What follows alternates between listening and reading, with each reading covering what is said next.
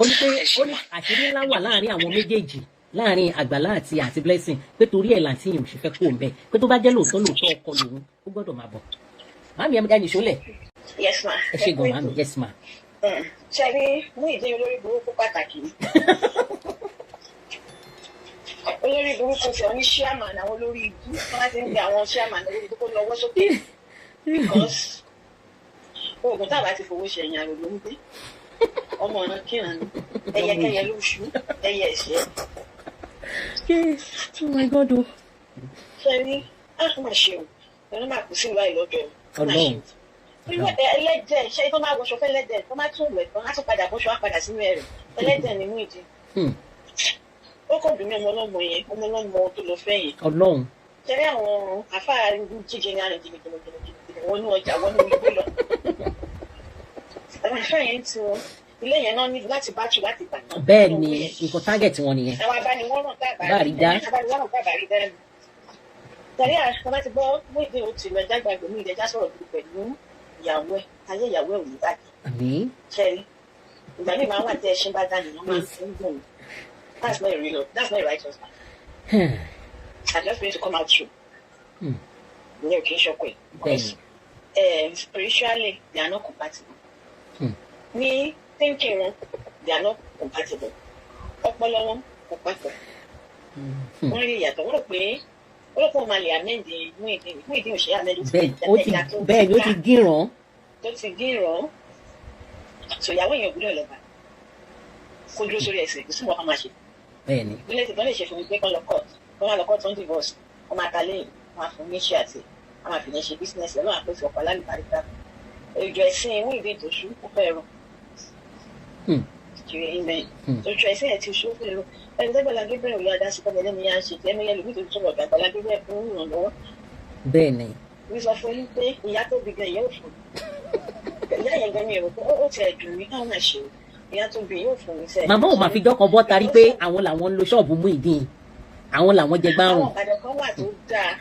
tó dáadáa yẹ kó tó wọn bá fẹ́ ṣe ẹsẹ̀ gbé wọ́n máa kọ lọ́nà tí ò ní ṣe ẹsẹ̀ gbé because irú mi báyìí bá ti yá mi. So má ṣe ọmọ pọ̀ bí ọsàn. Ọlọ́run. Ọmọ kan mọ àwọn ohun máa jẹjà tútù. Ìwé òjò ẹni tí ò jẹjà tútù. Bẹ́ẹ̀ ni gbogbo òun náà sọ gbogbo ẹ̀ ló ṣe ó sọ gbogbo ẹ̀. Ìwé òjò ìwà ẹni tí ò máa jẹjà tútù ó máa jẹjà tútù. Òun náà sọ. Àgbàlá kò rò pé bóyá wọ́n lè change ẹ̀. Tó bá wà láàárín àwọn èèyàn Ọlọ́run bí a máa rí ìwà yẹn kọ́ wọn mọ̀ pé irọ́ la bí ní irọ́ ti irọ́ ṣẹ̀yìn irọ́ bá ń dé irọ́ bá ń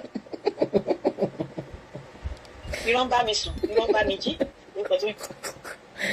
Muyideen was under probation. Olórúkọ míì tó ń jẹ́ tó bá sọ kábàá ìfún lọ́dún máa jáde níbẹ̀ that is to preach nonsense ló lọ sọ ní human rights ní àwọn wèrè tó ń jọ ní human rights tó jọ ń lọ sọ fún mi. Àrígìní ni.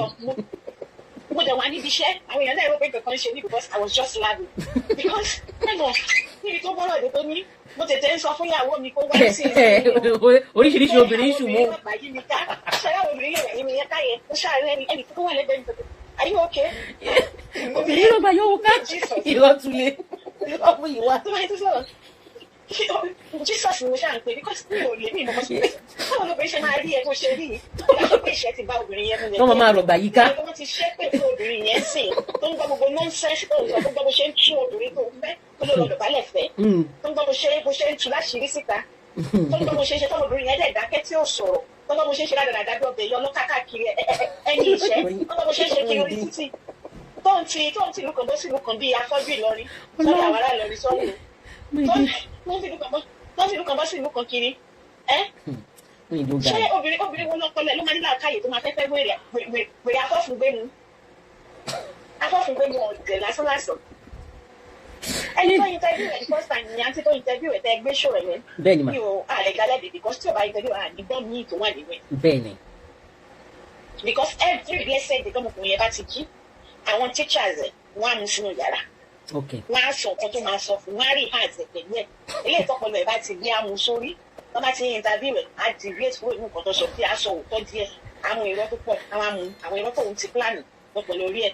gbogbo ìgbà tágbàlá ti mú wọlé ló ti ń plan ẹ̀rọ yìí ẹni tó bá máa ṣèyàn léṣe àtìgbẹ̀rẹ̀ ló ti máa ṣe léṣe gbogbo bí tágbàlá bá ti ń donate fágbàlá fún àwọn èèyàn míì gbogbo ṣe donate fáwọn bàbá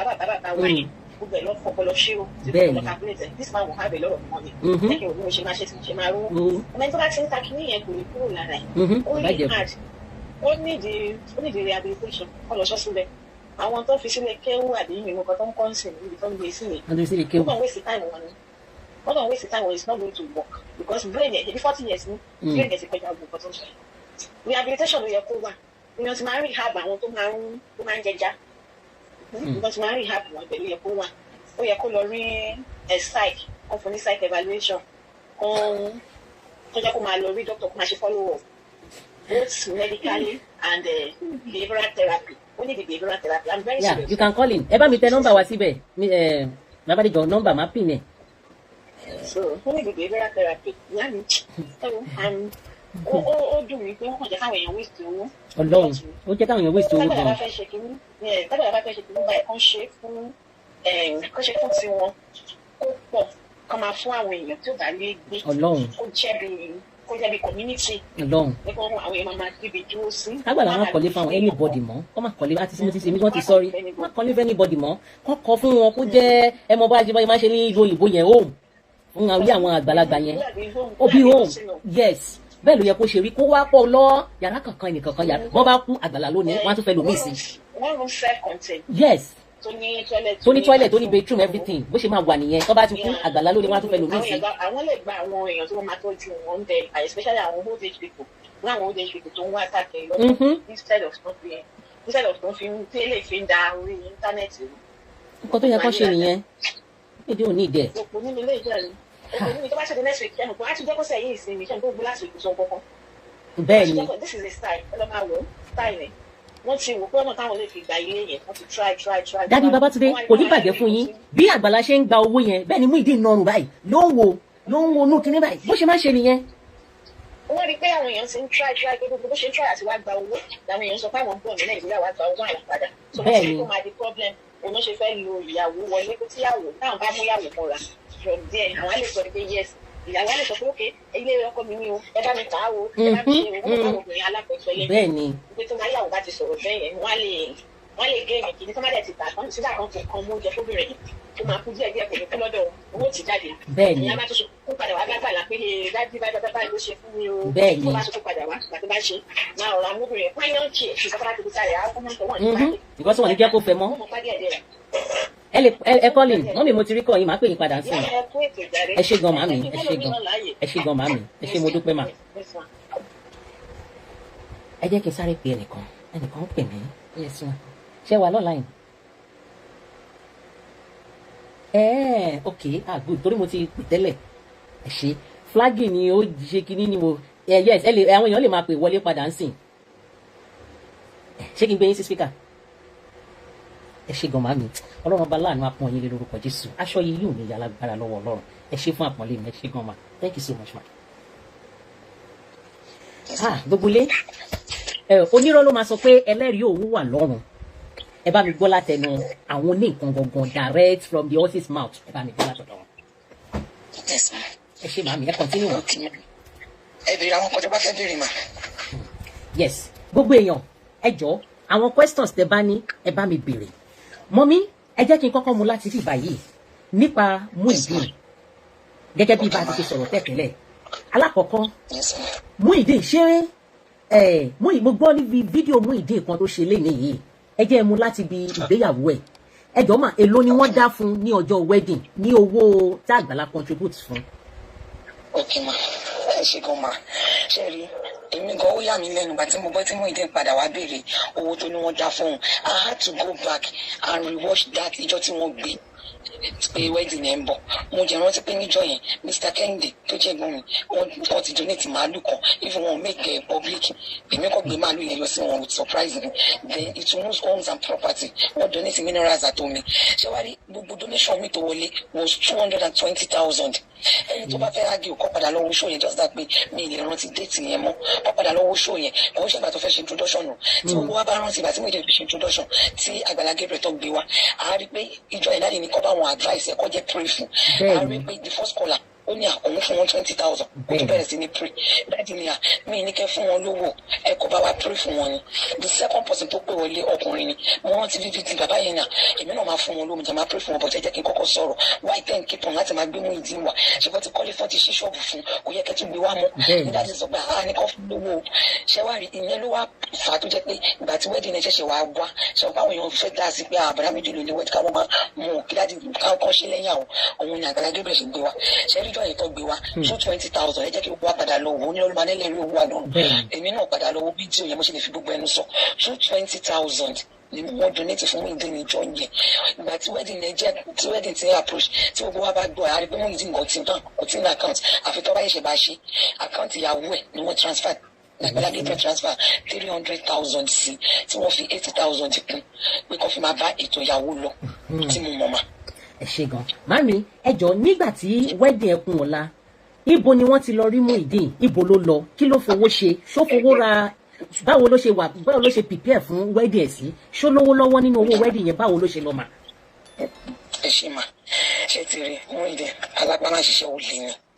ẹ jẹ́ ká padà lọ wo the same video tí mo sọ pé wọ́n donate 220,000 fún yín ìjọ yẹn Agbala Gabriel ní bọ̀dá Muyideen ṣẹ́yìn gan ti ppa kí ni preparation yín ẹ jẹ́ ká padà lọ a gbọ́ pé response Muyideen fún Agbala Gabriel was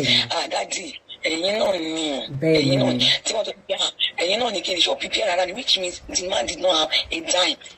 gbogbo intention ẹ pé orí social media náà máa ti contribute nǹkan tó ń máa ṣe ẹni pé dáàdì tó sọ ọjọ́ ẹgbàá èwo ni ẹ̀yin náà ní ṣẹ́kọ́ tí mo bí ẹ̀ṣẹ̀kọ́ tó ń sọ tó fi ń dá mi lóhùn nìyẹn ṣẹ́rí ẹ bá rántí mà so kò rẹ́jà ti ṣiṣẹ́ kankan ṣẹ́rí wedding ní ẹ̀kọ́ ọ̀la èmi tí mo gbé máa lò lọ ní tó bá fẹ́ drag mi kó drag mi àti ìlú Òṣogbo ni mo ti gbé lọ mo jẹ́ mọ̀ pé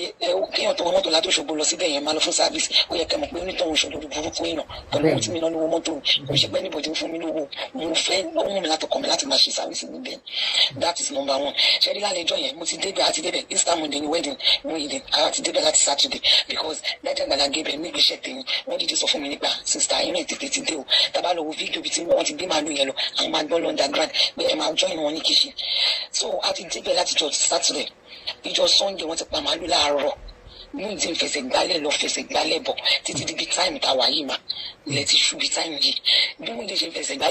gbálẹ̀ bọ̀ at some point àárín mọ́ tí àwọn Muyideen bá bọ́ síta wọ́n máa tó bá ń gbọ́rọ̀ wọ́n á rántí pé kò sí irọ́ ń bẹ̀ kó tó ṣẹlẹ̀ bó sọ bí yẹn náà ṣe bẹ̀rẹ̀ sí ní wá kiri torí mo gbọ́ interview kan tó ṣe ní òfin taratara wo interview torí tètè wà irritating tó ń sọ wípé wọ́n bí pé ṣé inú ẹ̀dùn tó fi fẹ́ yàwẹ̀ ó sọ̀rọ̀ kan alẹ́ ọjọ́ wedding ó kí ó dà pé bí iná ni mo ti gbọ́ tẹ̀ mi ò gbọ́ bí tó ti gbọ́ tọmọ kan ní kí n sáré charge fún un ṣẹ́rí àlejò wedding Muyideen sá kúrò lẹ́nu torí níjọ́ yẹn the only thing tó wà on ground was the màálù tàpá àti drink àti church àti omi kò sí nǹkan kan lẹ̀ dáàdì gan sọ fún wa pé àní bàbá Agbala Gabriel ẹ pé Muyideen ní gbàdá mi àdáàdì kò sí nǹkan kan tá a fẹ́ fi dáná kò sí kókó ẹ pé Muyideen owó ti wà lọ́wọ́ ẹ̀ ìyàwó Muyideen tabari ẹni tó ní lọ interview ẹ ẹbí pé time wo ni ìyàwó kúrò ní vicinity church ní àlejò Sunday the woman could not go to his parents house because kò save any preparation nílẹ̀ on the side of Muyideen owó tí wọ́n send bank account 300,000 Muyideen ó ti ná owó tó ti fi ta tẹ́tẹ́ ajẹ́gbọ́n ní interview ó ní kẹ́tẹ́ ní second business òun so ó lè believe pé òun máa rí òun máa jẹ lọ kó máa jẹ lọ yìí. dọ̀yẹn mọ́mí mo fowó àtọmọdé yín lẹ́nu ó sọ lẹ́nìí nínú another interview tó ṣe ó ní alẹ́ ọjọ́ wedding yẹn àwọn èèyàn bí lórí interview yẹn wípé kí ló ṣe Muyideen tí inú òun fi dùn ní ọjọ́ wedding ó wá ní inú òun ò lè dùn pé Agbala Gabriel na òun lọ́jọ́ yẹn ọjọ́ wedding òun kàn la òun jẹ gbani wọ́n wá nítorí kí ni wọ́n ṣe nà ó nítorí pé òun sin mọ́mí òun lọ́gùn ọ̀kadà ó dẹ̀ ti bọ́ sọ́wọ́ alẹ́ nígbà tó òun dé lọ́bẹ̀rẹ̀ sí nínú òun ẹ̀jẹ̀ bá ní yànnà náà bẹ̀yẹn mà. ẹni kí ya Muyideen wá sọ bóyá kí ya yìí tó lọ́jọ́ yẹn ó fojú kan Muyideen ti sá lọ ìgbà tí ó sì owó kankan tó dáwà kétra gan à ń sọ fún mi pé dáàdì ti náà wà bẹ owó yá ìgbà tí ìran kankan ìyàwó gan sọ pé kò tí pé preparation jẹ́ ti lọ lọ́dọ̀ pé àwọn kan tí ìpè yàtọ̀ sí nǹkan táwọn fẹ́ lò pé kò tí sẹ́ni tì nílẹ̀ èmi wà lára àwọn tó sọ fún ìyàwó pé ìgbà tẹ́yìn rí tí Muyideen jẹ́ ìgbà owó yẹn tó ń lọ wáyé tẹ́ padà lọ bá dáàdì kẹ́ni dáàdì ẹ̀jọ̀ owó tẹ sẹ́ndì sí wa pé ká bá fi fún preparation wedding ọkọ mi ti gba gbogbo owó tọ̀hún èmi mọ alára àwọn tó sọ fún ìyàwó tí n bá parọ́ mọ́ kẹ́lẹ́ dá Muyideen àti ìyàwó ẹ̀jẹ̀ mi níyà mọ alára àwọn tó sọ fún ìyàwó láti ìyàwó dance blame mi pé ìgbà tó ń lówó yẹn wáyé tẹ́ ṣe fún exalt níwájú ọlọ́run àti ìyàtọ̀ àgbẹ̀dọ̀ pé jẹ́rìí rọ Muyideen sá lọ ni àwọn protocol Gabriel wọ́n ti mọ ibi tó ti máa ta tẹ́tẹ́ yẹn lẹ́gbẹ̀dà ibẹ̀ ló ti lọ gbé Muyideen wá ẹni kó wá fèsì ní nàbọ̀ Mr. Kẹ́hìndé ló sọ̀rọ̀ tí mo wà lóṣogbo ó lè ìgbà tí Muyideen máa ń bá Mr. Kẹ́hìndé sọ̀rọ̀ lórí fóònù mi ẹbí pé ṣé tí mo bá wá sí program Agbala Gabriel mo ni máa ń sùn sí lẹ́kọ̀ọ̀kan á sọ fún mi pé mo máa ń sùn flat ọ̀hún ìgbà táwọn ọmọ mi ẹ̀yin nígbà yìí ni mo sọ pé irọ́ ló papọ̀ sá lọ wọ́n lọ gbé wá ní ìjọ yìí tó gbé owó tó wà lápò Muyideen was 170 naira kò pé 200 naira Agbala Gabriel wọ́n káwọ́ sórí ilé pé Muyideen ìwọ tó fi bú mi lórí Facebook ṣó yẹ kó ṣe báyìí mi ò lè gbàgbé phrase ọ̀rọ̀ yẹn tó jábọ́ lẹ́nu dáàdì ìjọ yẹn 170 naira ló bá lápò Muyideen. ṣé ìbínú yẹn wá jẹ́ kí Agbala Gabriel na Muyideen lálẹ́ ọjọ́ yẹn? ẹni mà. ṣé ìbínú wípé Muyideen ti lọ ná owó tán ní ọjọ́ yẹn ṣé Agbala wa na Muyideen torí ẹ̀ lálẹ́ ọjọ́ yẹn torí ó ní Agbala na òun ní ọjọ́ wedding òun kọlà pé wọ́n bí léèrè béèrè kan again wọ́n ní mélòó l'Agbala ń nà pé kó má parọ́ o ó lóyún gbogbo ìgbà kóhun ò tiẹ̀ lè ká pé lúlù ní ra ẹ̀. ṣe mo pọ́nrọ́ tí mo sọ yìí ó máa trend dáadáa èmi kò jẹ́ ṣe pé kébì bá ti trend mo ṣe bọ́sítà wa but mo rí inú mo rí ta mo rí Muyideen mo jẹ́ Agbala Gabriel mo mọ at least 85.5 nǹkan tó ń ṣẹlẹ̀ láàrin wọn ẹni kí Muyideen ṣe ó ti gbà Islam ẹni kò fi Quran búra pé Agbala bá fọwọ́ kàn mí níjọ́ yẹn ó fàyè búra sí Agbala Gabriel fọwọ́ kàn mí níjọ́ yẹn ẹni kò fàyè búra sí gbogbo wa kò ṣe pọ́ sọ fún wa àjọkù báyà ń wò wọ́n ni àjọkù báyà ń wò wọ́n ni ẹni yìí ẹni ṣẹ́rí owó tó wá padà wá béèrè yẹn ẹni kò fún mi lésì ẹni kò dẹ́sí padà fún mi mo mọ̀ pé àwọn bloggers ti máa jẹun lọ báyìí ẹni kò fún mi lésì ẹni pé ìjọ yìí kí ni agreement táwa kétra pẹ̀lú Muyideen jọ ni agreement ta ni wípé gbogbo nǹkan tá máa fi dáná yẹn sísí òróró kọ̀ọ̀kan mú sílẹ̀ ẹni kí ni kò tí Muyideen rà nínú ẹrù ìyàwó ó ra bible ó jẹ́ ra ring nǹkan tó rà yẹn ó jẹ́ ra aṣọ nǹkan tó lóun rà yẹn ẹ wá bí pé kí ni agreement ta ní pẹ̀lú ẹ̀ tí kò bá kí n ṣe wípé ok a máa sọ́ọ̀sì fún gbogbo nǹkan tá a máa fi dáná bọ̀ owó tó bá pa níjọ wedding ni wọ́n lè máa fi san gbèsè èyí ní ìdí mo gbà lára tó kọ́ 100,000 sílẹ̀ mo 100,000 sílẹ̀ wọ́n ṣe wedding ní Monday mo gbà owó mi níjọ Wednesday ó bẹ bí àwọn míì wọlé live show tẹ̀ ń ṣe yìí ẹni tó gbé ráìsì àtòróró sílẹ̀ àárọ̀ ọjọ́ wedding náà ìṣẹ̀lẹ̀ rẹ̀ ìyàwó Muyideen ẹni kó bọ́ta kó wá di bọ̀ǹkẹ́. ṣẹjọ àárọ̀ ọjọ́ wedding náà ẹ̀ṣẹ̀ lọ ra ẹrù ìyàwó. ètò ìmẹ̀bẹ̀ láyé tí bá parọ́ mọ́ Muyideen kó má dà fún mi àárọ̀ ọjọ́ wedding náà ẹ̀ṣẹ̀ lọ ra ìyàwó Muyideen 100,000 ní wà ń bẹ ẹni kó bọ́ta kó wá sí bọ́ṣẹ̀ lọ rẹ̀ ìyàwó yẹn àti bọ́ṣẹ̀ dáná ẹni kí Muyideen bọ́ta kó wá sàn. so gbàtà ti dọ́nà agreement pé owó tẹ bá pa níjọ yẹn o owó àwọn nǹkan tí wọ́n bẹ̀ fi ṣe wọ́n máa fi bá ẹ sọ padà ṣé mo pé believe ẹni pé anápá má ṣiṣẹ́ ní àárọ̀ ni tó lè ṣe kíní kan tó ń da sẹ́run lẹ́sẹ̀ méjì pé Agbala Gabriel ló máa gbọ́ ẹ̀yìn ìgbà wọn náà fẹ́ fi sílẹ̀ ó mọ̀ pọkùnrin lòun gbà ó ló fẹ́ tó lé Agbala Gabriel ẹ lọ́wọ́ program tí wọ́n ṣe ń church lane he called his wife out pé sista ẹ wá báwo lẹ́yìn àtọkọ yín ṣe gbé ṣèyàwó ó wà lórí live program Agbala Gabriel has that today tí wọ́n máa ń jẹ́ ẹ explain ṣẹ́yìn lẹ lọ toast ẹ ló náà ọlọ́run ní jẹ òun ò lè toast ọkùnrin òun ló dúró tì wọ́n bí at some point gan mú ìdí iṣẹ́ mọ̀ pé mẹ́tòdì lọ́nà àti láti tẹ̀lé sọ́dọ̀ dáàdì sọ́dọ̀ Agbala Gabriel ní Agbala Gabriel ṣẹ̀ṣẹ̀ sọ síta pé even gan ó ti lẹ́nu kan táwọn ti máa ṣe méèkì ẹ̀mọ́ ní UK tí mú ìdí náà jẹ́ confirm wọ́n máa ti wá sọ lé ní pé mú ìdí ìfẹ́jọ́ dájú sí wọn gan bíyà pé ẹ̀wọ̀n tó ní wọ́n tún pè wọ́n bá tọ́jú láti UK gbà yẹn pé ṣé wọ́n máa yí ìrìn ìyàwó tó padà fẹ́ yìí ṣé òun náà ló ní oṣù fẹ́ẹ́ bóun jẹ́ sọ pé ẹni tó ń fẹ́ nìyẹn ẹ̀wọ̀n ìbàjẹ́ mi ti rí tó ti bọ́ta tó ti put up stones to put up yẹn èmi mọ̀ pé expectations ẹ̀ ní pé ó ti ṣe so many things o tí mi ò lè sọ bíbà nígbà wọn tó ń bu Mr. Kẹ́hìndé yẹn wọn ò mọ̀kọ́ tó ti pa Muyideen àti Mr. Kẹ́hìndé papọ̀ in the past ṣé mo kì í ṣẹ̀ṣẹ̀ bá Mr. Kẹ́hìndé sọ̀rọ̀ yìí èmi máa wà ń bẹ̀ tí n bá ṣáìtì Muyideen lọ́ọ̀kan mo ní wọ́n lè ti rọrùn sí pé àwọn fẹ́ bá sọ̀rọ̀ màá jẹ́ ti jíṣẹ́ fún pa Mr. Muyideen nù Mr. Kẹ́hìndé náà fẹ́ bá ní sọ̀rọ̀ but ẹ̀yẹ ń charge fóònù jẹ tí bá ti òun ló máa lọ charge fóònù wá ní Muyideen yẹn tí mo jẹ máa pe nọ́mbà tí máa pé fóònù fún tó máa jọ sọ̀rọ̀ tí máa gbé fóònù fún tó máa jọ sọ̀rọ̀ báyìí so pé Mr. Kẹ́hìndé pé yẹn ẹ rí i pé wọ́n sọ ní conversation wọn pé wá ìtọ́rọ̀ yìí tó fi jẹ́ kó tó báyìí kí ló dé tó fi tò mí létí tó láwọn èèyàn sọ pé wọ́n sọ̀rọ̀ sílẹ̀ ni wọ́n sẹ̀tẹ̀ ọ̀pù ṣé tí wọ́n bá fẹ́ sẹ̀tẹ̀ ọ̀pù tó ti máa bẹ̀rẹ̀ ọ̀rọ̀ yẹn ẹ jẹ́ rí i pé interactive section kan náà jọ ní kò ṣe pé wọ́n ti ọ̀rọ̀ sílẹ̀ ẹ rí i pé Muyideen nǹkan fún Mr. Kẹ́hìndé lọ́rọ̀ láti sọ̀rọ̀ kò fún láyé láti sọ̀rọ̀ lọ títí òun kàn sọ tiẹ̀ lọ gbúrú tí wọ́n mọ̀ pé the man is capable to give him that 5 million òun ṣe ẹni tó fọ́tò lò nílé ní ìdìkú wọn mi tó ń ta lẹ́kọ̀ọ́ ojú ni ṣé wàá kiri inú ayé ni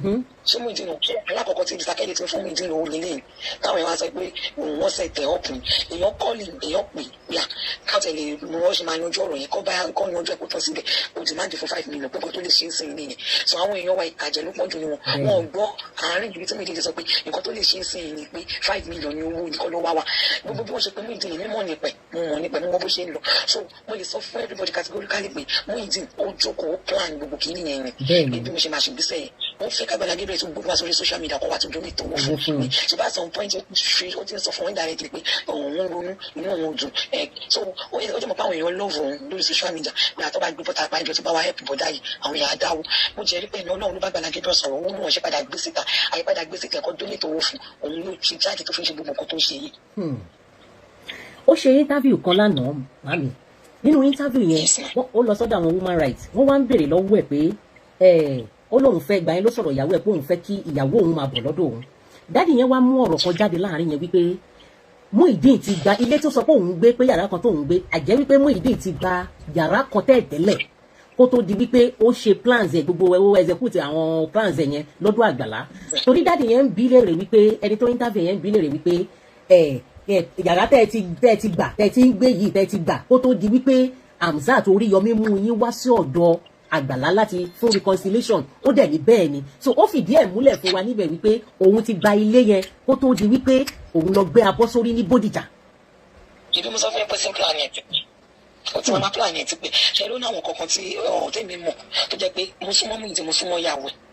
tẹ bá pe ọmọ mi 5 years jáde ó dá Muyideen mọ̀ Muyideen kan dá wọn mo súnmọ́ Muyideen mo súnmọ́ yàwó ẹ̀ Agbala Gabriel gan ni mi ò súnmọ́ jù nínú láfáàdà ti súnmọ́ jù torí ipò tó wà but kò ṣe pé wọ́n jẹ́ yọ̀tọ̀ yóò lè súnmọ́ but èèyàn máa fún wọn ní respect ẹ̀ máa fún wọn ní ọ̀wọ̀ wọn ní jẹ́ understand mo sọ fún pé Muyideen bó ti ń plan yẹn tipẹ́tipẹ́ ọwọ́ tí bàbá yẹn fi irú pátápátá ló wá pàǹtà ṣẹ́ni tí ìránṣẹ́ ọlọ́run yẹn tó bá dúró ní tó bá jẹ ní tó wà bá vẹ́ǹtì á ti ṣubú pẹ̀lú nǹkan tí Muyideen ṣe yẹn tó lọ́wọ́ tó fi mú kọ́ wá nínú mi jẹ́ dùn pé to some extent ó ṣó sáwọn èèyàn lórí social media gan pé má ní yìí lọ́ọ̀ fún Muyideen jẹ nílé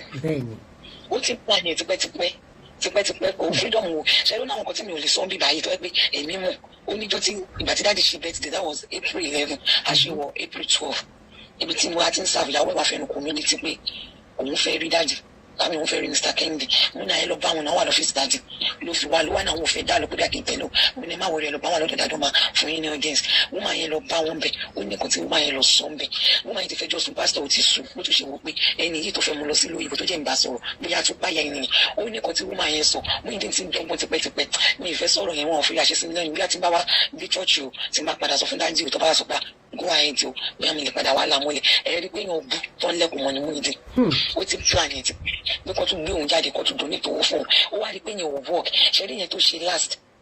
last abáyẹn wò pé má dáhùn sí mi lọ́rùn òun ló fi di pé wà máa tẹ̀lé mi kiri nígbà yẹn so màá lè máa mójútó ẹ fúnra mi ló fi di pé wọ́n dá mọ́ protocol kò sí lára protocol tẹ̀lé àwọn máa ṣe service lọ́wọ́ Muyideen máa wà ní ṣọ́ọ̀bù ẹ̀ tó ń charge fún wọn the only time tẹ́ máa rí Muyideen ní service ni àárọ̀ Sunday torí pé ó jẹ́ ọ̀ṣà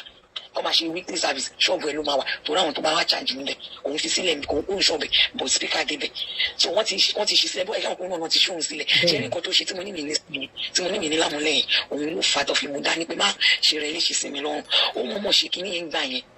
kí wọ́n lè tún gbé bọ́ gẹ́ẹ̀ ni bọ̀ bóyá mo lè sọ fún yín behind closed door mo lè sọ fún yín kó ṣe pé mi yẹn lè gbọ́ mo mi fẹ́ pretend bẹ́ẹ̀ ṣe mo kó máa go viral kan ṣe yín kan ó máa gbọ́. bẹ́ẹ̀ni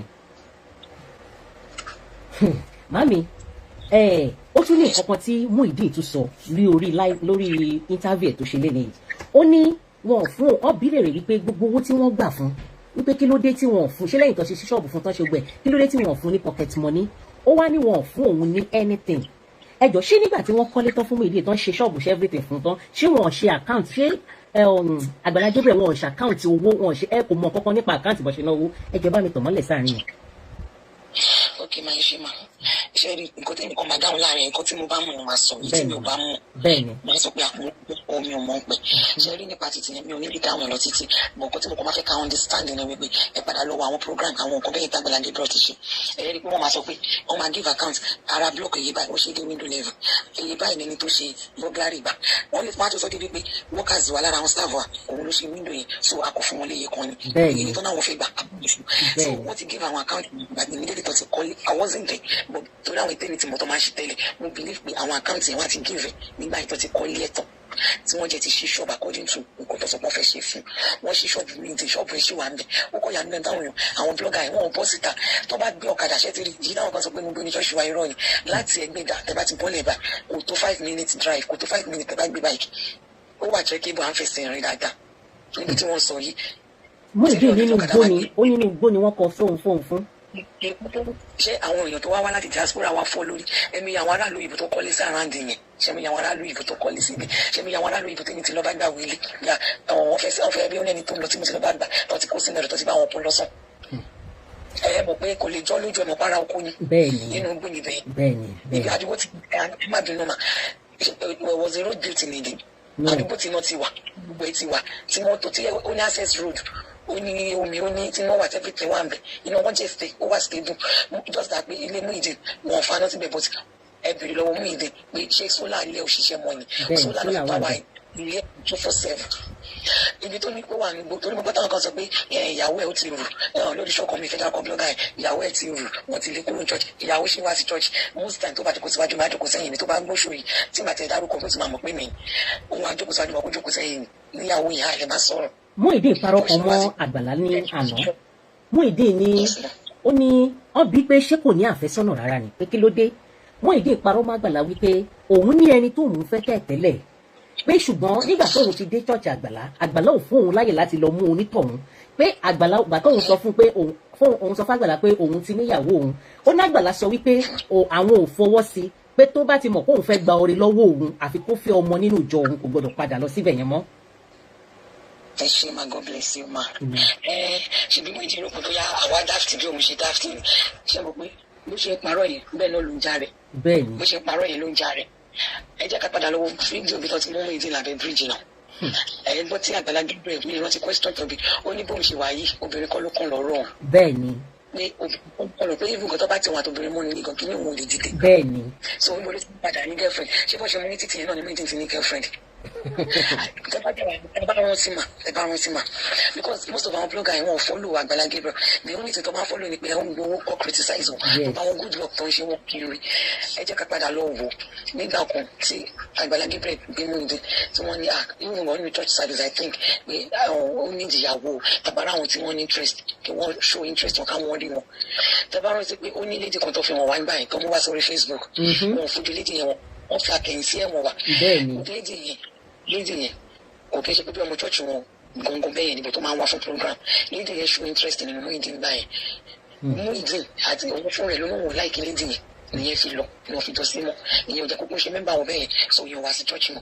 but Muyideen òun fún rẹ̀ lórí ilé tó ní òun fẹ́ fẹ́ nǹkan tó ní mi fi dùn ní pé ó ti ṣúta rẹ̀ dé wọ́n ti wọn alájọ orí omi ti mú lọ bá Agbala Gabriel lòun fún rẹ̀ ti fẹ́ náà rẹ̀ sọ pé òun mẹ́ni tó wà tẹ̀tí jọ sọ̀rọ̀ nílùú òyìnbó tọrọ àwọn ti bọ̀ pé bọ̀gbà tó ń rí lè lòun lọ́ọ̀fẹ́ so ìyàwó kọ̀ọ̀kan tó fẹ́ fún un lady ti gbé ìgbà yẹn tó sọ pé àwọn tó bá ní interest wọ́n ti gbé sórí Facebook kan ní lady yẹn show interest òun àti ẹ̀gbọ́n wọn jọ prove for some time ó lè má ju months lọ few months kó tó di pé bí àwọn olùpá wọn lè wà compatible lady yẹn ló pé wọn lè wà compatible tí oníkálukú fi túká fún rẹ̀ ló wá rí ilé tó mú wá ṣe tó bá yẹ pé tí ìgbà yẹn ló fẹ́ sílé ni ló lè fẹ́ máa sọ síbi pé wọ́n fẹ́ fún òun lòun fún rẹ̀ lórí ilé ṣé mo pé gbogbo àwọn kìíní yìí ṣé mo pé receipt wà fún ṣe bẹ́ẹ̀ bẹ́ẹ̀ rántí tí mo ti pé wọ́n sọ bẹ́ẹ̀ pé tó bá ní interest àwọn èèyàn show interest lady yẹn náà show interest òun àti ẹ̀gbọ́n ti jọ ṣe kó tó di pé ó rí pé wọ́n wà compatible kó tó jẹ́ separate way so tí a jẹ́ kí Muyideen máa sọ gbogbo àwọn tábà nílà káyìí wọ́n á mọ̀ pé rọ́ ló ń pa. wọ́n béèrè lọ́wọ́ Muyideen wọ́n ní pé ṣó máa ń nà ìyàwó ẹ̀ ṣó máa ń jà ṣó máa ń ṣe pé kó máa parọ́ Muyideen ní òun ò ṣe nǹkan bẹ́ẹ̀ yẹn rí òun báyàn jà ó tún sí pé ṣó máa ó ti faṣọ ya mọ́ because a rí nínú àwọn fídíòs kọ̀ọ̀kan tí àwọn tẹ́nìkan ṣe láti church pé ó faṣọ ya mọ́yàn lọ́rùn ó ṣe oríṣiríṣi nǹkan wọ́n bí Muyideen dínà ìfowó ṣe ẹjọ́ báwo ni ìwà ìṣeré ṣé jàgídíjàgan ìwà ni àbí báwo ni. ṣe nǹkan tí kò bá ṣe fẹ́ mi nínú ṣé mi ní parọ́ mọ́ ó fún mi ní respect tèmi náà jẹ́ fún respect ṣe wọn distan mi mọ yahoo òun ni mo mọ. ní àwọn ará àtàkùn àbára àjọ àbí nǹkan kan kọ́. I'm coming there kò ṣe sí mi tó bá sọ pé yàn á rí jàgbá ní ìdí oúnjẹ bẹ́ẹ̀ ṣe mo pé Agbala Gabriel tí mo kọ́ lóye máa língà nílẹ̀ tó tó báyìí tí wọ́n ti sọ láàárọ̀ ọjọ́ tí ẹgbẹ́ kọ̀ọ̀kan wá bá wọn pé wọ́n rí Muyideen ẹ̀rí pé wọ́n sọ́njọ́ yẹn pé ìbínú yẹn pé as in anger high gan tó ti sọ́njọ́ yẹn bí Muyideen bá bẹ̀rẹ̀ tán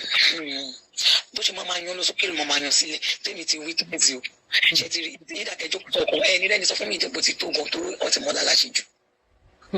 alẹ́ ẹjọ́ bẹ́ẹ̀ Agbala Gabriel ẹbí Muyideen pé àwọn ya arúgbó méjì tó ń wá kiri tó sá lọ fún wọn táwọn yẹn wá lọ́ọ̀kì pé kí ló ṣe àwọn àti wọn ẹni tó kọ́kọ́ jáde tó ṣe fídíò náà yẹn kó parọ́ mọ́ kò parọ́ mọ́ ó ti wà yẹn kò parọ́ mọ́ tó bá sọ pé àríjà àgbà yẹn ní kò bọ́ta kó dìfẹ́ǹdà rẹ̀ tí màá ti rántí ẹyọ kan gbogbo ẹ̀ mo ṣe rántí ẹyọ kan wọ́n ti lára àwọn pásítọ̀ yìí ní rántí ẹni yẹn ló faṣọ mọ́ níjà ló faṣọ ya mọ́ lọ́rùn mo fẹ́ dárúkọ wọn sọ á lè mọ̀ pé ẹni tó ń sọ̀rọ̀ yẹn ni tó mọ̀ kan tó ń sọ̀rọ̀ orúkọ mo ṣe lè rántí tábà tó báyà ẹ bá fi bí pé bàbá yìí tó faṣọ ya mọ́ lọ́rùn olórin ni wọ́n tó faṣọ ya mọ́ lọ́rùn nǹkan bàbá yìí ká ní kò tí ì ní Muyideen àwọn bàbá yẹn lọ́tọ̀ hospital join tó jẹ́ mínísítà ẹ wò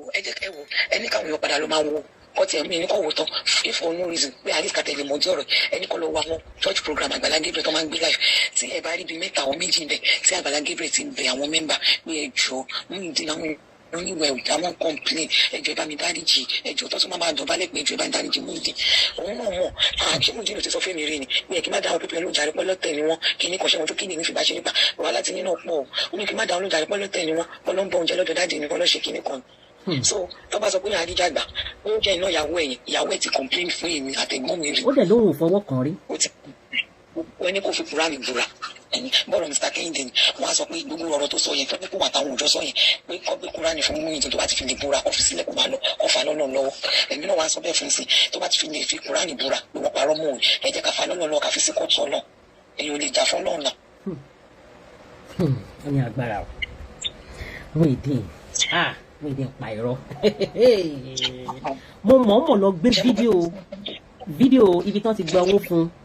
mo ti play ẹ̀ fún wọn bí báyìí owó wedding fún Ìbùkún homes and properties fún wọn ní drinks then wọ́n dẹ̀ fún wọn ní mo ti gbé wá ibo ló wọlé sí. wọ́n ti kọ́lé wọ́n ti ṣe ṣọ́ọ̀bù fún owó ló tún béèrè mo wá padà lọ gbà tí mo wá gbọ́ pé ọ̀rọ̀ owó wedding ni mo wá padà lọ wò pé aṣọ́wó tó gbà bí 300,000 tó fún lọ torí jọ̀yà láti mọ̀ pé wọ́n transfer 300 fún ni mo wá rí pé even 220 gan lówó tán rí because àwọn èèyàn support ẹ̀. àwọn èèyàn support ẹ̀ Muyideen sàn kankan lánàá ó ní pé òun fẹ́ kí ìyàwó òun wá bá òun ibẹ̀ láti mọ̀ pé ó tiẹ̀ ti gbalé tipẹ́tipẹ́ ó ní tàbí káwọn jíjọ lọ jáde ó pẹ̀lú mo try nọ́mbà ìyàwó wọn lé ní náà bàtà bá ṣe tán àsọ̀rọ̀ nípa ẹ̀ ó lóun fẹ́ kí ìyàwó òun wá bá òun kó máa bá wọn gbé àwọn àáfàá wọn ti Muyideen ẹ mọ̀ everybody wọn sọ̀rọ̀ nípa ìyàwó wọn tẹ́tẹ́lẹ̀ gba àwọn àáfàá but nísìn orí ìyàwó yẹn ni wọ́n dúró lé pé ok tíyàwó bá ti lè wá bá ẹ àfọwọ́sowọ́pọ̀ àá lè mọ bá a ṣe fẹ́ ta ilé Muyideen pariwo nísìn wípé kí àǹtí Blessing àti ìyá Ìbùkún kọ́ máa bọ̀ kọ́ wá bá òun kí ni kókó nǹkan tá àǹtí Blessing fẹ́ lọ ṣe ń bẹ̀ ẹ má bínú. ó ní pé àṣírí ńlá wà láàrin àwọn méjèèjì láàrin Àgbàlá àti àǹtí Blessing pé torí ẹ̀ làǹtí yìí ò ṣe fẹ́ kó ń bẹ̀ pé tó bá jẹ́ lóòótọ́ ọkọ lòun ó gbọ́dọ̀ máa bọ̀. ẹ ṣe máa ẹ wo Ọlọ́run àwọn lákàyè oníjọba lákàyè oníjọba ṣé ti rí ó ń gbé wa mága gan ó rò bóyá dé ní gbogbo wa ni ẹjọ ṣe fẹ́ lórí ẹ ṣọ́ọ̀pù ó lọ́ọ̀bù ìyàwó yẹn dípì jẹ́nìlì tó bá lọ́ọ̀bù jẹ́nìlì ni mà lọ sí Bódìjà kó lọ máa sọ pé kí ni owó bá sùn mọ́ òun ò lè fẹ́ mọ́ òun ò lè ṣe kíní kan mọ́ ṣe mọ́ pé ó tá ní ṣe méjì ìyàwó yẹn jẹ́ nínú ọjà Bódìjà yìí ìjọba tó ń ṣe ìdájọ́ fún mi ẹ jẹ́ ká wo from this angle ṣé Agbala Gabriel wá jẹni téèyàn rí bẹ́yìn àwa kan tá a ṣe ń rí wọn kan sókè àdáná tán bí wọ́n wá sí kíṣe wọn wá bẹ̀rẹ̀ pé kí la ní àfẹ́sà wọn wá place oúnjẹ ṣé wọ́n wá easy àti ilẹ̀ wọn bá ṣe kògiri ṣé kò sí security lẹ́nu géètì wọn ni ìkan tó yà mí lẹ́nu pé bọ́nà ti bá yàwó ẹ̀sìn ìwọ Muyideen yìí lélẹ̀ kó tó di pé ojú ẹ̀ protocol wà àti ìyàwó ẹ̀ lẹ́jọ́ ń lọ lẹ́jọ́ ń bọ̀ ẹjọ́ máa kúrò nílànà ẹjọ́ máa wọ ṣọ́ọ̀bù ni ẹjọ́ máa kúrò lálẹ́ ẹjọ́ máa wọlé ni ṣé ọ̀rẹ́ mi ní yín mà níbo ni ìyàwó ẹ̀ fẹ́ sọ fún pé ìgbà tó wá tún join protocol tí ìyàwó dúró sí ṣọ́ọ̀bù ìwọ àti Agbala Gabriel ẹjọ́ máa délé níta tó bá dé ní ìgbà mi wà ọ̀dọ̀ Agbala Gabriel máa sùn sí tí ìyàwó ẹ̀ máa wà nílé mo ti sùn sọ́dọ̀ ẹlọ́jọ́ kan bẹ́ẹ̀ fẹ́ pé ọ̀dọ̀ Agbala Gabriel ni Muyideen sùn sí tí ìyàwó ẹ̀ pẹ̀lú àwàjọ wà nílé ẹjọ́ bó ni àwọn méjì ti fẹ́ jọ máa ríra wọn ìyẹn nọ́mbà wọn then second ẹjẹ́ káwọ́ from this aspect ṣẹlẹ̀ àwọn Muyideen àtàwọn afẹ́ wọn fẹ́ máa gbá wa ní magani wọ́n mọ ètò Muyideen lẹ́gàá wọn ibẹ̀ ló ṣe pẹ̀lú ìyàwó tó wọ́n lọ sí court aside that pé wọ́n ṣe traditional wedding àti church wedding wọ́n lọ sí court wọ́n mọ̀ pé ìgbà tí tẹ́lẹ̀ wọ́n f'Agbala Gabriel ní 2 weeks nítorí wọ́n máa wá adapt wọ́n fún wọn ní 2 weeks pé kó fi ta ilé Muyideen or else àwọn máa kọ owó òfin bọ̀ wọ́n ti wá padà lọ bá àwọn kọ́ àpè lọ́ọ̀yà àwọn dókítà wọn àwọn chájà ń bẹ lọ́ọ̀yà wọn rádà àwọn yẹn ti sọ fún wọn pé sẹ́ńtì legal wedding ìyàwó yẹn lè máa persuade o ẹ bá ní ẹ fẹ́ ta property yẹn wọ́n jọ ní equal right sí i ọ̀kíyàwó gan ní láti ṣe sí òun ni títọ́ tó fẹ́ tan ìyàwó yẹn sí already ìyàwó sọ pé Muyideen mọ̀ wọ́n máa yàn náà wọ́n fẹ́ Muyideen mọ̀ yẹn no fairness she wasn't here náà wọ́n fẹ́ Muyideen Muyideen more. The woman is still waiting that Muyideen is being manipulated and he will come back to his senses. Ìyàwó yẹn wà ní ẹ̀rọ ṣọ́ọ̀bù tẹ́lẹ̀ fi kúrò lé lóòótọ́ generator ó máa tán generator tó máa charge in 24/7. Ìyàwó yẹn ṣì wà bẹ́ẹ̀, she's expecting her husband back. Tó ló ń sọ pé ọlọ́run tó ń sìn ojú mi dé máa ká gbọ́mọ ọkọ ni gbogbo nǹkan tí ó ń ṣe yìí ni. So wọ́n fẹ́ fọgbọ́n tan ìyàwó yẹn wọ́n rí pé ìyàwó náà